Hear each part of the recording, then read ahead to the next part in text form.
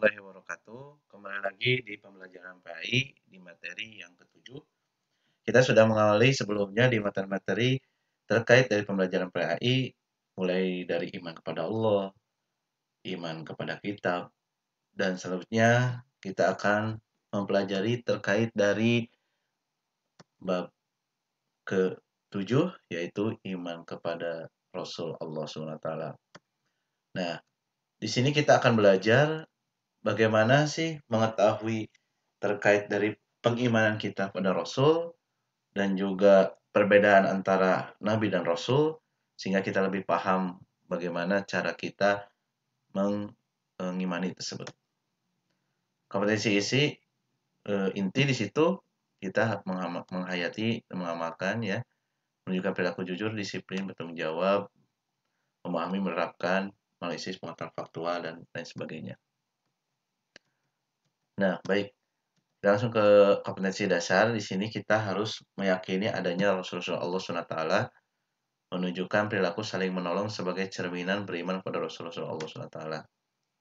Menganalisis makna iman kepada Rasulullah Allah SWT, menyajikan keterkaitan antara iman kepada Rasulullah Allah dengan keteguhan bertauhid, toleransi, ketaatan, dan kecintaan kepada Allah SWT. Nah, di sini materi yang akan dibahas yaitu pengertian Nabi dan Rasul, beriman kepada Rasulullah Allah SWT, nama sifat serta tugas Nabi dan Rasul, keistimewaan para Rasul Allah, menghayati nilai-nilai keimanan pada Rasulullah Allah SWT. Pengertian Nabi dan Rasul. Rasul adalah orang yang diutus Allah SWT untuk menyampaikan risalah kepada umatnya. Rasul juga orang yang diutus Allah SWT untuk menetapkan menjalankan syariat Rasul-Rasul sebelumnya. Bagaimana firman-Nya, "Wa ma arsalna qablaka illa rijalan nuhi ilaihim fas'alu ahla dzikri in kuntum la ta'lamun." Dan kami tidak mengutus rasul-rasul sebelum engkau Muhammad, melainkan beberapa orang laki-laki yang kami beri wahyu pada mereka. Maka tanyakanlah pada orang yang berilmu jika kamu tidak mengetahui. Quran Surat Al-Anbiya ayat 7. Di sini ada yang kita ketahui, perbedaan Nabi dan Rasul. Nabi yaitu menerima wahyu dari Allah SWT, tetapi tidak berkewajiban untuk menyampaikan dan mengajarkannya kepada umat manusia. Menerima wahyu berupa peraturan atau pedoman yang telah diwahyukan kepada Nabi sebelumnya. Belum tentu Rasul. Namun Rasul yaitu menerima wahyu dari Allah SWT dan memiliki kewajiban untuk menyampaikan dan mengajarkan kepada umat manusia. Menerima wahyu dari Allah SWT dan diberi tugas untuk menyebarkan syariat baru. Setiap Rasul adalah Nabi.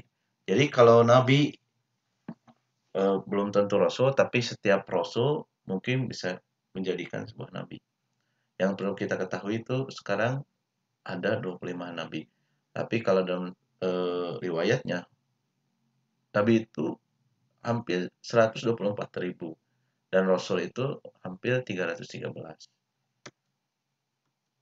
Setiap Nabi diutus oleh Allah SWT ke berbagai daerah yang berbeda-beda. Tidak hanya berkumpul di satu daerah, itulah sebabnya cahaya Islam dapat menyebar luas ke berbagai penjuru dunia. Mengenai Nabi dan kaum tempat beliau diutus, diantaranya dapat dilihat pada ayat berikut. Di sini ada ayat dari Al-A'raf, wa ila adin akhahum huda qala ya qaumi ibudullaha ma lakum min ilahin ghairuh afala tattaqun. Dan kepada kaum Ad kami utus Hud, saudara mereka, dia berkata, wahai kaumku, sembahlah Allah, tidak ada Tuhan sembahan bagimu selain dia, maka mengapa kamu tidak bertakwa? Quran Surat Al-A'raf ayat 65. Lalu dilanjutkan kembali di Quran Surat Hud ayat 61, wa ila samuda akhahum salihah qala ya qaumi ibudullaha ma lakum min ilahin ghairuh wa ansha'akum minal ardi wasta'marakum fiha fastaghfiruhu summa tubu ilaih inna rabbi qaribun mujib. Dan kepada kaum Samud kami utus saudara mereka Soleh, dia berkata, wahai kaumku, sembahlah Allah, tidak ada Tuhan bagimu selain dia. Dia telah menciptakanmu dari bumi tanah dan menjadikanmu pemakmurnya, karena itu mohonlah ampunan kepadanya. Kemudian bertobatlah kepadanya. Sesungguhnya Tuhanku sangat dekat rahmatnya dan memperkenankan doa hambanya. Quran surat Hud ayat 61. Lalu juga di sini ada Quran surat Al-Maidah ayat 32. Min ajli zalika katabna ala bani Israila annahu man qatala nafsan bighairi nafsin aw fasadin fil ardi faka'annama qatalan nasa jami'a wa ma ahyaha faka'annama ahyan nasa jami'a wa laqad ja'atsum rusuluna bil bayyinati summa inna katsiran minhum ba'da zalika fil ardi musrifun. Oleh karena itu kami tetapkan satu hukum bagi Bani Israel bahwa barang siapa membunuh seorang bukan karena orang itu membunuh orang lain atau bukan karena berbuat kerusakan di bumi, maka seakan-akan dia telah membunuh semua manusia. Barang siapa melihara kehidupan seorang manusia, maka seakan-akan dia telah memelihara kehidupan semua manusia. Sesungguhnya Rasul kami telah datang kepada mereka dengan membawa keterangan-keterangan yang jelas. Tetapi kemudian banyak di antara mereka setelah itu melampaui batas di bumi. Quran Surat Al-Maidah ayat 32. Lalu juga Allah berfirman di dalam Quran Surat Hud. Wa ila madyana akhum Shu'aiba qala ya qaumi ibudullaha ma lakum min ilahin ghairuh wa la tanqusul mikyala wal mizana inni arakum yuhairu wa inni akhafu alaikum azabun muhit. Dan kepada penduduk Madyan kami utus saudara mereka Shu'aib, dia berkata, wahai kaumku, sembahlah Allah, tidak ada Tuhan bagimu selain dia, dan janganlah kamu kurangi takaran dan timbangan. Sesungguhnya aku melihat kamu dalam keadaan yang baik atau makmur, dan sesungguhnya aku khawatir kamu akan ditimpa azab pada hari yang membinasakan kiamat. Quran Surat Hud 84. Di sini juga Quran Surat Al-Anbiya 7, wa ma arsalnaka illa rahmatan lil alamin. Dan kami tidak mengutus engkau Muhammad melainkan untuk menjadi rahmat bagi seluruh alam. Lalu beriman kepada Nabi dan Rasul termasuk usul pokok iman. Oleh karena itu, kita harus mengetahui bagaimana cara beriman kepada Nabi dan Rasul dengan benar. Saya Muhammad Ibnu Sholeh Al-Utsaimin menyampaikan dalam kitabnya, salah satu usul. Keimanan pada Rasul terkandung 4 unsur di dalamnya. Namun perlu diketahui bahwa penyebutan 4 di sini bukan berarti pembatasan, bahwa hanya ada 4 unsur dalam keimanan kepada Nabi dan Rasulnya. Mengimani bahwa Allah benar-benar mengutus para Nabi dan Rasul, mengimani nama-nama Nabi dan Rasul yang kita ketahui, dan mengimani secara global nama-nama Nabi dan Rasul yang tidak diketahui. Membenarkan berita-berita yang sahih dari para Nabi dan Rasul, mengamalkan syariat Nabi di mana Nabi yang diutus pada kita merupakan penutup para Nabi. Nah, di sini ada juga nama sifat serta tugas Nabi dan Rasul. Tahukah Anda, sebenarnya jumlah Nabi dan Rasul tidaklah terbatas hanya 25 orang. Dan jumlah Rasul tidak terbatas 5 yang kita kenal dengan ulul azmi. Oleh karena itu, selain beriman pada Nabi yang 25 itu, kita juga hendaknya meyakini secara global adanya Nabi dan Rasul yang tidak dikisahkan di dalam Al-Quran. Karena Allah SWT berfirman, وَلَقَدْ أَرْسَلْنَا رُسُلًا مِنْ قَبْلِكَ مِنْهُمْ مَنْ قَصَصْنَا عَلَيْكَ وَمِنْهُمْ مَنْ لَمْ نَقْصُصْ عَلَيْكَ وَمَا كَانَ لِرَسُولٍ أَنْ يَأْتِيَ بِآيَةٍ إِلَّا بِإِذْنِ اللَّهِ فَإِذَا جَاءَ أَمْرُ اللَّهِ قُضِيَ بِالْحَقِّ وَخَسِرَ هُنَالِكَ الْمُبْطِلُونَ. Dan sungguh kami telah mengutus beberapa rasul sebelum engkau Muhammad, di antara mereka ada yang kami ceritakan padamu, dan di antaranya ada pula yang tidak kami ceritakan padamu. Tidak ada seorang rasul membawa satu mukjizat kecuali seizin Allah. Maka apabila telah datang perintah Allah untuk semua perkara diputuskan dengan adil, dan ketika itu rugilah orang-orang yang berpegang kepada yang batil. Quran Surat Al-Mu'min ayat 78. Nah, ini nama-nama yang 25 Nabi yang mungkin kalian sudah mempelajarinya. Tapi setidaknya kita juga harus menghafalkan dan memahami terkait dari apa yang meski dipelajari tentang nama Nabi tersebut. Ada Adam, Idris, Nuh, Hud, Soleh, Ibrahim, Lut, Ismail, Ishak, Yakub, Yusuf, Ayub, Shu'aib, Musa, Harun, Zulkifli, Daud, Sulaiman, Ilyas, Ilyasa, Yunus, Zakaria, Yahya, Isa, Muhammad. Nah, ini sifat-sifat Rasul,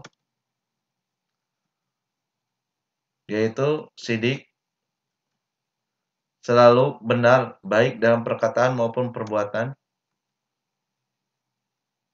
amanah, dapat dipercaya, tabligh, menyampaikan, patonah, pandai atau cerdas. Sidik berlawanan, tidak mungkin Rasul berdusta atau kazab. Amanah berlawanan atau tidak mungkin khianat, tidak dapat dipercaya. Tablik atau berlawanan atau tidak mungkin kitman atau menyembunyikan wahyu Allah SWT. Fatona tidak mungkin jahlun atau bodoh. Jadi keempat sifat ini yang harus kita pahami. Rasulullah SAW memiliki sifat sidik, amanah, tablik, dan fatona. Sedangkan menghindari atau bukan, Rasul tidak pernah berdusta, berkhianat, menyembunyikan wahyu Allah, apalagi bodoh. Dan yang harus kita pahami juga, tugasnya apa sih para Rasulullah Allah SWT? Yang pertama, menyampaikan dan menceritakan ayat-ayat risalah dan wahyu Allah SWT. Yang kedua, memberi kabar gembira dan memperingatkan manusia di segala kejelekan. Yang ketiga, memperbaiki jiwa dan mensucikannya. Yang keempat, meluruskan pemikiran dan akidah yang menyimpang. Yang kelima, mengatur umat manusia untuk berkumpul dalam satu akidah. Lalu keistimewaan para Rasul Allah. Rasul-Rasul Allah memiliki derajat yang berbeda-beda.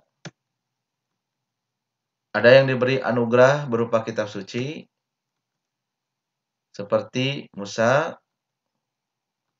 kitab Taurat, lalu Daud, kitab Jabur, lalu Isa, kitab Injil, lalu juga Muhammad diberikan kitab terakhir yaitu Al-Quran sebagai penyempurna dari kitab-kitab sebelumnya. Nah, ini Rasul Ulul Azmi. Ada berapakah? Para Rasul yang memiliki keteguhan hati dan kesabaran luar biasa dalam menyampaikan dakwah, mereka tidak gentar menghadapi perlawanan dan reaksi hebat dari musuh-musuhnya. Seperti Nuh alaihi wassalam. Juga Ibrahim alaihi wassalam. Nuh itu memiliki diberikan ujian, yaitu harus membuat kapal karena akan terjadi banjir besar. Ibrahim diberi ujiannya, dia harus dibakar, tapi Allah memberikan mukjizat tahan dari api. Nabi Musa menghadapi Fir'aun sampai bisa membelah lautan untuk menyelamatkan kaum Yahudi. Nabi Isa yaitu sama. Nabi Isa dipitnah dan juga dibunuh, lalu Allah mengangkat dan menyerupai mukanya seorang murid Yudas menyerupai Nabi Isa, tetapi Nabi Isa diangkat ke langit. Lalu terakhir Muhammad yang selalu diuji bertubi-tubi, tapi alhamdulillah Allah SWT menyertainya sehingga dakwah pun sempurna oleh Nabi Muhammad sendiri. Mengenai kesabaran dan ketabahan para Rasul Ulul Azmi tergambar pada berikut. Fasbiru kama sabaru ulul azmi minar rusuli wala tasta'jil lahum ka'annahum yawma yarawna ma yu'adun lam yalbasu illa sa'atan min nahar bala fahal yuhlaku illa al-qaumul fasikun. Maka bersabarlah engkau Muhammad sebagaimana kesabaran Rasulullah yang memiliki keteguhan hati, dan janganlah engkau meminta agar azab disegerakan untuk mereka pada hari mereka melihat azab yang dijanjikan. Mereka merasa seolah-olah mereka tinggal di dunia hanya sesaat saja pada siang hari. Tugasmu hanya menyampaikan, maka tidak ada yang dibinasakan kecuali kaum yang fasik, tidak taat pada Allah. Quran Surat Al-Kahf 35. Menghayati nilai keimanan pada Rasulullah SAW. Ketahuan bertauhid. Semakin kuat keimanan seorang kepada para Rasul Allah, maka akan semakin kuat pula keimanannya kepada Allah SWT. Ketaatan pada para Rasul adalah bukti keimanan pada Allah SWT. Seseorang tidak bisa dikatakan beriman pada Allah SWT tanpa disertai keimanan pada Rasulnya. Dua kalimat syahadat sebagai rukun Islam pertama adalah pernyataan seorang muslim untuk tidak memisahkan antara keimanan pada Allah SWT di satu sisi dan keimanan pada Rasulullah di sisi lainnya. Dengan demikian, beriman pada Rasul Allah SWT dan melaksanakan segala sunnah-sunnahnya dan menghindari apa yang dilarangnya adalah upaya mewujudkan ketaatan pada Allah SWT. Qul in kuntum tuhibbunallaha fattabi'uni yuhibbukumullahu wa yaghfir lakum dzunubakum wallahu ghafurur rahim. Yang artinya, katakanlah Muhammad, jika kamu mencintai Allah, ikutilah aku. Niscaya Allah mencintaimu dan mengampuni dosa-dosamu. Allah Maha Pengampun, Maha Penyayang. Quran Surat Ali Imran 31. Berikut juga toleransi. Iman pada Rasulullah Allah sangat berhubungan dengan perilaku toleransi. Atau sama-sama berlaku baik, lemah lembut, dan pemaaf, sehingga ada rasa saling menghargai antara sesama manusia dalam batas-batas yang digariskan oleh ajaran Islam. Toleransi atau dalam bahasa Arab dikenal dengan istilah tasamuh, terdiri atas tasamuh antar sesama manusia yang dapat diwujudkan melalui sikap dan perilaku tolong-menolong, saling menghargai, saling menyayangi, saling menasehati, dan tidak mencurigai. Kedua, tasamuh terhadap non-muslim, seperti menghargai hak-hak mereka sebagai manusia dan anggota masyarakat dalam satu negara, serta mengakui eksistensi agama lain serta menjamin adanya kebebasan beragama. Qul ya ayyuhal kafirun la a'budu ma ta'budun wa la antum abiduna ma a'bud wa la ana abidun ma abattum wa la antum abiduna ma a'bud lakum dinukum waliyadin.